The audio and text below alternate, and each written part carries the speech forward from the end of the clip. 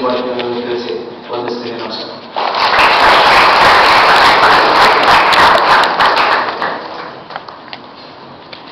ಧನ್ಯವಾದಗಳು.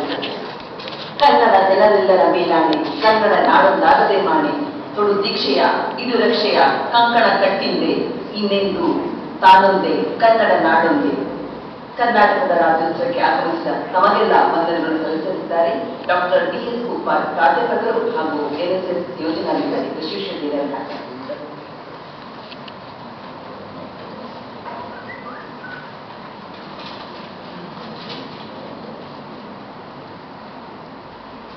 ಎಲ್ಲರಿಗೂ ಕನ್ನಡ ರಾಜ್ಯೋತ್ಸವದ ಶುಭಾಶಯಗಳು.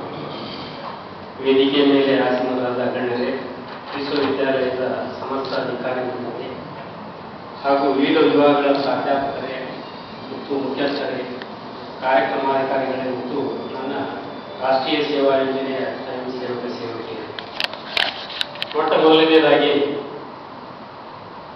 ಸರ್ವಜ್ಞ ಶಿಕ್ಷಣ ಸಂಸ್ಥೆಗಳ ಸಮೂಹದ ಮುಖ್ಯ ಆಡಳಿತಾಧಿಕಾರಿಯಾಗಿ ಕಾರ್ಯನಿರ್ವಹಿಸುತ್ತಿರುವ ಶ್ರೀ ರಮ್ಜಾನ್ ದರ್ಗಾ ಸಾಹೇಬರು ನಮ್ಮ ಕರೆಗೆ ಹೋಗೊಟ್ಟು ಮುಖ್ಯ ಅತಿಥಿಗಳಾಗಿ ಆಗಮಿಸಿ ಕನ್ನಡದ ಪರಂಪರೆಯ ಬಗ್ಗೆ, ಅಂದು ಇಂದು ಮತ್ತು ಮುಂದೆ ಅನ್ನುವ ಒಂದು ವಿಷಯದ ಬಗ್ಗೆ, ಕನ್ನಡ ಭಾಷೆಯ ಬಗ್ಗೆ ಎಲ್ಲರಿಗೂ ತಿಳಿಸಿಕೊಟ್ಟಿದ್ದಾರೆ.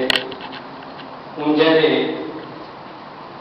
5:30 ಗಂಟೆಯಿಂದ ಅವರ ಜೊತೆ ಇದ್ದು ಎಲ್ಲರೂ ಕೂಡ ಈ ಒಂದು